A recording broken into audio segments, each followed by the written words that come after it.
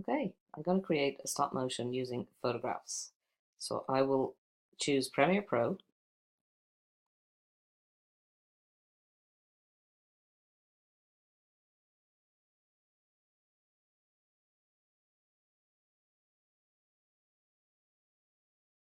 I'm going to create a new project and Puppet Demo. And I'm going to leave everything else the same and I'm going to say OK. Premiere Pro opens up.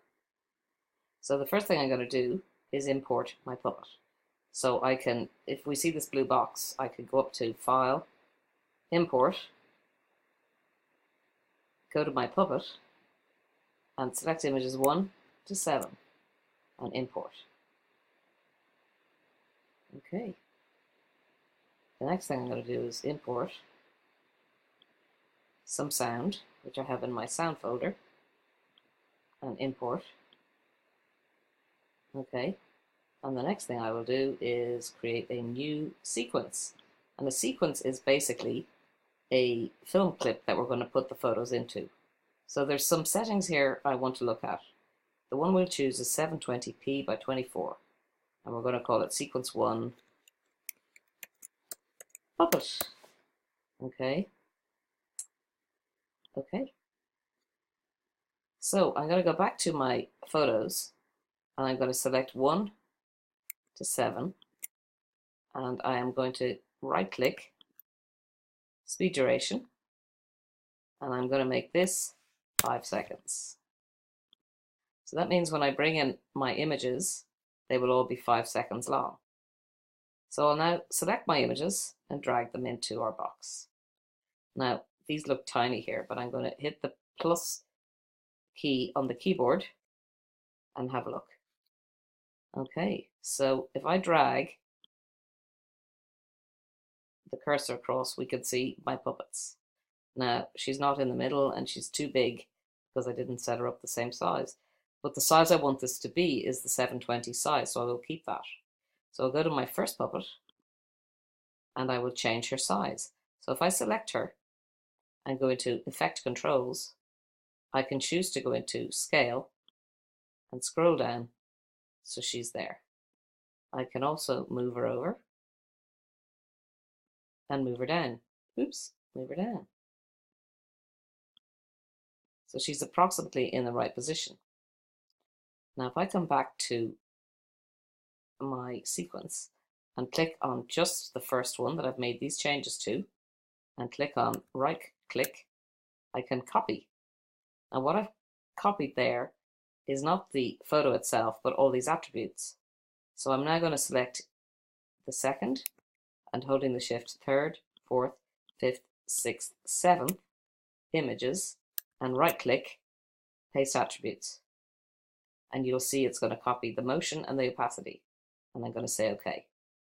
So if I bring my image over, we can see she's scaled down on all of those. Okay, so there she is dancing away. Okay, we're happy. So these at the moment are not at the beginning, so I want to move them across. So if I click off, everything turns pink. If I click on one, it turns white. So I'll click off, I'll select them all, and I will move them back to the beginning. So now we have all of these images at the very beginning. If you see this yellow bar, that means we need to do a bit of rendering, but we'll ignore it for the moment. If I hit spacebar, or if I hit play, we can see our lady dancing. Now, for the sake of this, because I only have 7 photos, I'm now going to copy these photos and I'm going to paste them. So we have another sequence and I'm going to paste them again. And I'm going to paste them again. Okay, so what we've ended up having here is a much longer loop of the dancing girl. You can see her moving away there. Now you'll notice because I copied them and pasted them on 2 different lines, they're on 2 different lines. So I'm just going to select the first ones and move them down so they're all together. If I hit play, there she is dancing. So that was pretty simple. And the next thing I'm going to do is bring in our music. So I'm going to bring down the music onto these A bars. A is for audio, V is for video. Okay, now we can see at the moment, if we reduce this area by using the minus on the keyboard, that the green music is much longer. Now, I don't want to use the beginning of it because that's not really how she dances.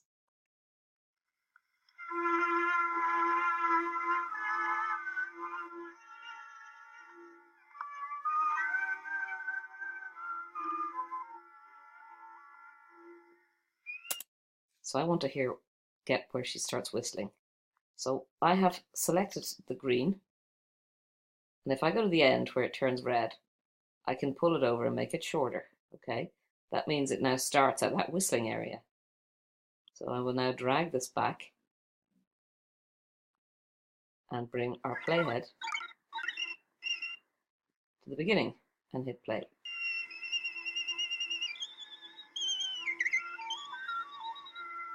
Okay, hit stop. We can see it's far too long. So what I'm going to do now is go to the end and do exactly what we did before. I'm going to grab the end. I'm going to pull that all the way, a long way,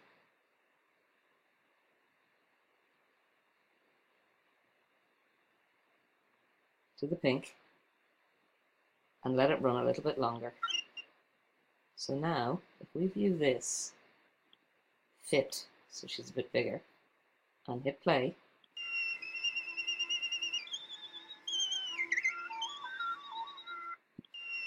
we have a very simple animation.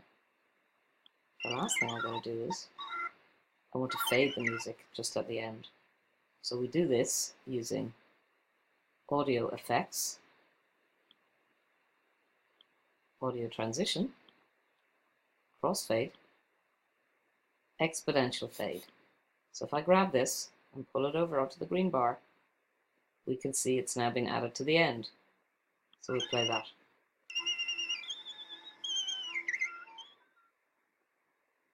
How's that? That is the end of that.